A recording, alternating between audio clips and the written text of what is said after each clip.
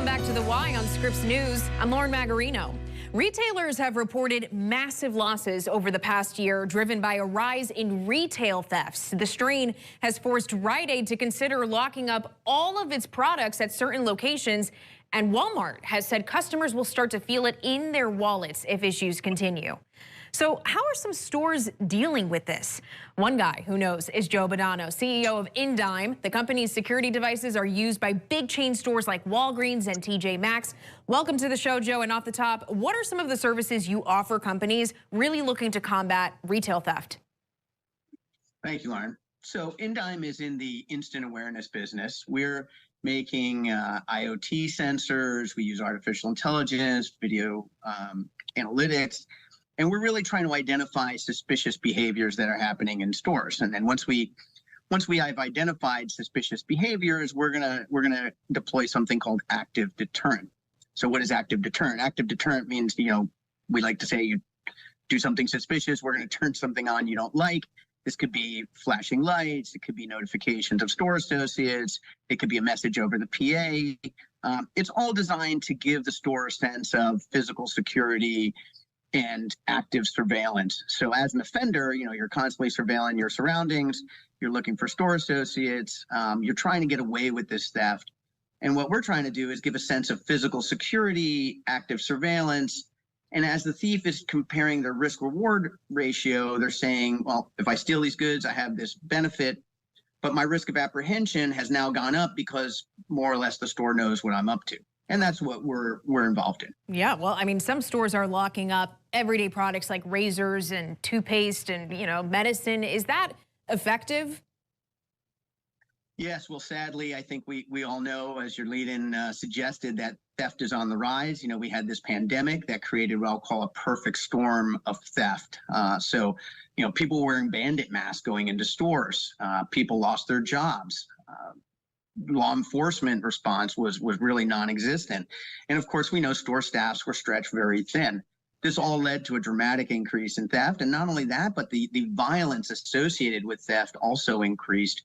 And that's really put store associates at risk. So retailers were left with no choice but to lock things up. Now, keep in mind, when you do lock things up, it's extremely effective. You can expect to see an 80 to 90% reduction in theft when you lock things up. But of course, that's going to come at a cost of customer experience. Yeah, I'm curious about the sales. I mean, have you seen any shifts as far as sales being affected by locking items up? Yeah, it's interesting. I think there's been some media reports and a pretty big backlash against lock cases because we all know it's a horrible customer experience. Nobody wants to go hunt down a store associate. Nobody wants to ask for sometimes embarrassing merchandise from a store associate. It's a whole process. So that's a bad customer experience. Right. And retailers will generally see a 15 to 25% reduction in sales whenever they lock something up.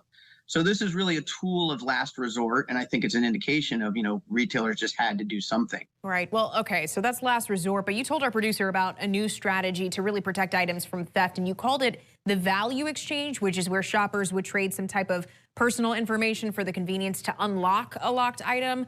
How will this affect a shopper's privacy? Yeah, so the system is called Freedom Case, and we're trying to give freedom to customers. We're trying to allow customers to freely access locked merchandise by doing something we call the value exchange. What does that mean? That means I'm going to more or less trade some personal identifying information for the convenience of self-service access to locked merchandise. And from our research, we found that people are willing to make this trade. Loyalty card information, cell phone number, using a retailer's app.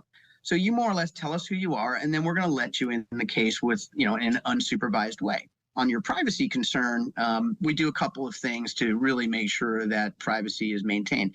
Number one, it's 100% opt-in. So you don't have to use this service. If you choose to make the trade, then great. If you're uncomfortable with that, the system will automatically call a store associate. Then we go through an informed consent screen, which tells you we're only going to use your information for purposes of getting in this case and accessing this merchandise.